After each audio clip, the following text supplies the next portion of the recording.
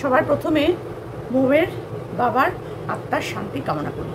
তিনি যেখানেই থাকুন ভালো থাকুন, সুস্থ থাকুন, এই কামনা করি। সত্যি করে এই কারোর চলে যাওয়াটা, বিশেষ করে মা বাবা, কাছের মানুষ যাদের কাছে মানে যেখান থেকে আমি জন্ম নিলাম, পৃথিবীটা দেখলাম, চিনলাম, বুঝলাম, শিক্ষা পেলাম, সমস্ত কিছু যাদের হাত ধরে, তারা যখন আমাদেরকে ছেড়ে চলে যায় না, সেই দিনটা বড্ড কষ্টের, বড্ড কষ্টের। আমি যখন কমিউনিটি পোস্টটা দেখলাম, সঙ্গে সঙ্গে এখানেই আমি একটা কমেন্ট করি, আত্মার শান্তি কামনা করি। আর এইটুকুনি আমি মানে বুঝতে পারি, কারণ আমার তো নিজের কেউ নেই না, কতটা কষ্ট হয়। হঠাৎ করে কোনো খবর শুনলে আরও বেশি কষ্ট হয়। কারণ মোমের লাইভে আমি কালকে ছিলাম, তো তখন লাইভটা চলছিল, লাইভের মধ্যে কথা বলছিলাম, তারপর হোয়াটসঅ্যাপে কথা বলছিলাম, নাইটি সব নিয়ে কথাবার্তা হচ্ছিল।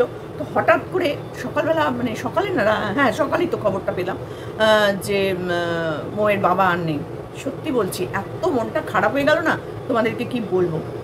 ভিডিওটা আমি আরও আগেই করতাম, কিন্তু আমার বাড়িতে দুজন এসেছিল, তার জন্য করে আমি করতে পারিনি, একটু দেরি হয়েছে। সমস্ত কিছুই খাওয়া দাওয়া সব কিছু ছেড়ে এখন এসে বসলাম আমি এই ভিডিওটা করতে। তো আশা করি তোমরা সকলেই ভালো আছো, আমিও ভালো আছি।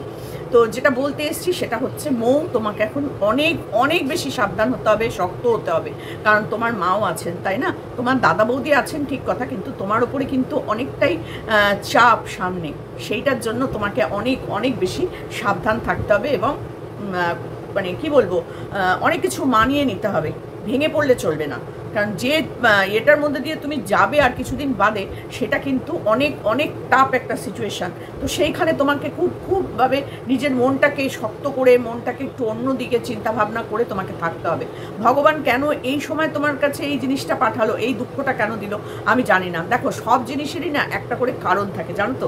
হয়তো এমনও হতে পারে তোমার বাবা খুব কষ্ট পাচ্ছিলেন, আর সেই কষ্ট থেকে মুক্তি উনি পেয়েছেন, আর মুক্তি পেয়ে উনি আনন্দেতে আবার নতুন জন্ম নিয়ে তোমার কাছে ফিরে আসবেন। এটাই কিন্তু হবে। তুমি দেখে নিও, আমার কথা মিলিয়ে নিও, তোমার বাবাই তোমার কাছে আসবেন। কারণ তোমার এইরকম একটা সময়, তোমার এইরকম একটা ঘটনা ঘটলো না, তো দেখবে তুমি অবশ্যই এটাই হবে, উনি আবার পুনর্জন্ম নিয়ে তোমার কাছে আসবেন। কারণ আমি এটা খুব বিশ্বাস করি, জানো তো। আমার বাবা যখন মারা যায়, এই ঘটনা কিন্তু আমার সাথে অন্যরকমভাবে হয়েছিল। আমার বড় মেয়ের বয়সের থেকে আমার ছোটো মেয়ের বয়স 11.5 বছরের ডিফারেন্স। আমার কোনো ইচ্ছাই ছিল না, আমি মানে একদম মাথা ঠিকঠাক করে নিয়েছিলাম আমার একটাই মেয়ে থাকবে, বাট যে সন্তান হোক একটাই থাকবে, তাকে ভালো করে লেখাপড়া শেখাবো, পড়াশোনা শেখাবো, মেয়ে হলে নাচ গান শেখাবো, আঁকা শেখাবো, সব কিছু করবো, যেগুলো আমি করিনি। কারণ আমার অনেক কিছুই করতে ভালো লাগতো না, আবার অনেক কিছু করা হয়ও নি। তো সেই জন্য আমার মেয়ে যেটা যেটা চাইবে, বা ছেলে যেটা যেটা চাইবে, আমি সেটা সেটা করাবো। তো সেই ইচ্ছাতে ভগবান আমাকে মেয়েই দিয়েছিলেন। তো আমার মেয়ে স্কুলে পড়তো, পড়াশোনা, তার সাথে সাথে নাচ করতো, তার সাথে সাথে সুইমিং করতো, আঁকা শিখতো, মানে এরকম সব কিছু যেটা ছোটোবেলায় সবাই করে ওরকমই করতো। ঠিক আমার বাবা মারা যাওয়ার পর আমি আবার কনসিভ করি 11.5 বছর বাদে। ভাবতে পারছো একবার? তো সেখানে আমি একদম মানে এগ্রি ছিলাম না।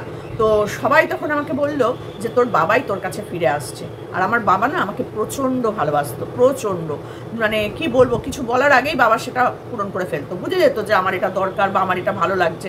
কোনো একটা জিনিস যদি দেখতাম একবার দুবার হাত দিয়ে, ব্যাস ওটা আমার কাছে ঠিক চলে আসতো। বাবা বুঝতো যে ওটা আমি 2-3 বার হাত দেওয়া মানেই আমার ওটা ভালো লেগেছে বা আমার ওটা চাই।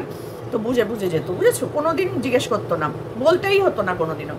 তো সেইখানে দাঁড়িয়ে বাবার চলে যাওয়াটা মেয়েদের কাছে সব থেকে কষ্টের, জানো তো। মাও কষ্টের, কিন্তু তবুও বাবার প্রতি মেয়েদের একটা আলাদা রকম মানে থাকে, ফিলিংস থাকে। তো সেইখানে দাঁড়িয়ে বাবার চলে যাওয়াটা না মেয়েরা খুব একটা মেনে নিতে পারে না, প্রচণ্ড কষ্ট পায়। তো আমি জানি তোমার এখন সিচুয়েশনটা কি হচ্ছে না হচ্ছে। সামনে তোমার এত বড় একটা মানে কি বলবো দিন আসছে, যেখানে তোমাকে প্রায় একটা বছর প্রচুর প্রচুর প্রচুর মানসিক চাপের মধ্যে থাকতে হবে। সেইখানে হঠাৎ করে এরকম একটা অঘটন সত্যি মনটাকে নাড়িয়ে দিয়েছে তোমার। আমরা বুঝতে পারছি, সবাই বুঝতে পারছি, যারা তোমাকে ভালোবাসি, সব সময় তোমাকে আশীর্বাদ করি, সব সময় তোমাকে তোমার পাশে থাকার চেষ্টা করব, সব সময় তোমার কথা ভাববো। যখন যেরকম পরিস্থিতিতেই তুমি প্রয়োজন বোধ করো না কেন, আমাকে অবশ্যই ফোন করবে। আমি খুব একটা দূরে কলকাতা থেকে থাকি না, যেখানে আমার পৌঁছাতে আধ ঘন্টা টাইম লাগবে তোমার কাছে। তো সেইখানে দাঁড়িয়ে তোমার যখন কোনো সময় মনে হবে যে না আমার এটা খুব প্রয়োজন বা আমার একটা পাশে কেউ থাকা দরকার আছে, আমাকে অবশ্যই তুমি ফোন করবে, কল করবে। কারণ আমি একা মানুষ, কোনো অসুবিধা নেই আমার তোমার পাশে গিয়ে থাকতে। কারণ তোমার পাশেও এখন তোমার মায়ের প্রয়োজনটা সব থেকে বেশি, কিন্তু এখন আর তোমার মাকে সেই মানে কি বলবো, সেই মানসিক পরিস্থিতিটা, সেই আনন্দটা, সেই মানে শারীরিক ইয়েটা নেওয়ার মতো ক্ষমতা ওনার হয়তো এখন থাকবে না। কিন্তু তবুও তোমার মার পাশে, তোমার বাবার পাশে, মানে বাড়ির পরিবারের পাশে তোমার থাকাটা খুব দরকার ছিল। কিন্তু আমি জানি না তুমি যেতে পারবে কি না, পৌঁছেছো কি না।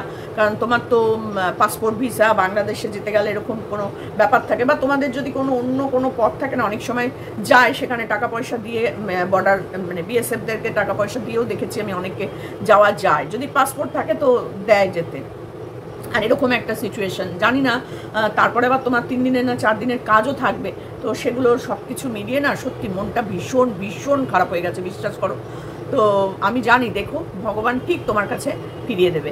আমার যখন বাচ্চা হয় না 11.5 বছর, ওই যে বলছিলাম ঘটনাটা, 11.5 বছর তখন আমার বাবা বাবা বাবা, আমি স্বপ্নও দেখতাম আমার বাবার, জানো। কিন্তু আমার কাছে বাবা মেয়ে রূপে এসেছে, কখনো ছেলে রূপে আসেনি। আমি শুনলাম, পরে শুনেছি যে ছেলে রূপে আসে না, মেয়ে রূপেই নাকি আসে, মানে উল্টোটা হয়েই আসে। তো আমার ছোট মেয়ের বেলায় দেখো, আমার ছোট মেয়ের যখন বাচ্চা হলো তখন আমি স্বপ্ন দেখলাম, আমার হাজবেন্ড আমাকে বলছে, আমার ছোট মেয়ে খুব ভালো রান্না বান্না করে, তো বলছে কি আমি না অনেকদিন সরু চালের ভাত আর খাসির মাংস খাইনি। ও খাসির মাংস খেতে, ও সব কিছুই খেত, সব খাওয়াই ভালোবাসতো। বলছে কি অনেকদিন মাটন খাই না, ওকে একটু বলো তো ভালো করে একটু কষিয়ে রান্না করতে মাটন আর সরু চালের ভাত। তো ওর তখন বিয়ে হয়ে গেছে, ওর তখন বাচ্চা হবে এরকম পরিস্থিতি। মানে আমার নাতনি হয়েছে ডিসেম্বরের 31 তারিখ, একদম বছরের শেষ দিন হয়েছে আমার নাতনি। আর আমি স্বপ্নটা দেখি, ধরো আমার মেয়ের তখন 7 টাত সব হয়ে গেছে, বুঝেছো। তো সেই সময় আমি স্বপ্নটা দেখি, তো আমি ঘুম থেকে না মানে ধর্মর করে উঠলাম যে কি দেখলাম আমি এটা। আর আমি দেখছি সুস্থ স্বাভাবিক মানুষ, কখনো অসুস্থ দেখিনি কাউকে। আমি আমার বাড়ির যতজন মারা গেছে না, আমি কাউকে অসুস্থ অবস্থায় দেখিনি, জানো তো, সুস্থ অবস্থায় দেখেছি। তো আমি আমার হাজবেন্ডকেও সুস্থ অবস্থায় দেখেছি, আমার পাশে বসে বসে কথা বলছে আমার সাথে, আবার চা খাচ্ছে, চা খেতে প্রচণ্ড ভালোবাসতো, চা খাচ্ছে। তো আমার ছোটো মেয়েকে বললাম আমি ফোন মানে করে যে দেখ এরকম ব্যাপার, আমি এরকম স্বপ্ন দেখলাম। বলছে মা আজকে আমাদের বাড়িতে সত্যি করেই মাটন হচ্ছে আর সরু চালের ভাত হচ্ছে। বাবা কি বুঝতে পারলো গো মা? আর আমার ছোটো মেয়ের সাথে ওর বাবার বন্ডিংটা একটু বেশি ভালো ছিল। আমার বড় মেয়ে যেমন আমার সাথে, মার সাথে, আর তার সাথে সাথে হচ্ছে বাবাকেও ভালোবাসতো, কিন্তু ও বেশিরভাগ সময় দাদু দিদার কাছে থেকেছে, তো মানে আমার বাবা মার কাছে থেকেছে, যার জন্য ওই দাদু দিদা মামার বাড়ির দিকে টানটা একটুখানি ওর বেশি। আর ছোটো মেয়ে একটু আবার এই বাড়ির টান বেশি, মানে আমার শ্বশুর বাড়ির টান বেশি। তো যাই হোক, এবার সেই ছোটো মেয়ের তো তাড়াতাড়ি করে মাংস টাংস নিজেই রান্না করেছে, করে গিয়ে ওই বাটিতে করে প্লাস্টিকের, ওই প্লাস্টিক বলছি কাগজের থালা ডিশে করে ভাত দিয়ে মাংস দিয়ে জল দিয়ে প্লাস্টিকের গ্লাসে করে জল দিয়ে ছাদের ওপরে গিয়ে রেখে দিয়ে এসছে। ছাদের ওপরে আবার জল ট্যাঙ্ক আছে ওদের বেশ বড়, সেইটার ওপরে গিয়ে রেখে দিয়েছে। ট্যাঙ্ক জলের ট্যাঙ্কগুলো হয় না, ওই ট্যাঙ্কের ওপর রেখে দিয়েছে।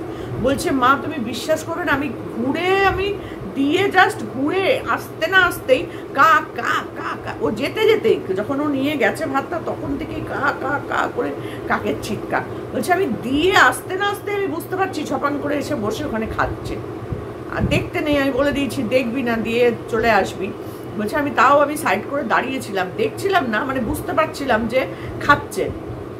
তারপরে আমি বিকেলবেলা যখন আমি ছাদে গেছি জামা কাপড় তুলতে তখন গিয়ে দেখছি কিচ্ছু নেই, কিচ্ছু না, খালি থালা আর খালি মানে মাংস টাংস ভাত, একটা টুকরো কিচ্ছু নেই, সব খেয়ে নিয়েছে।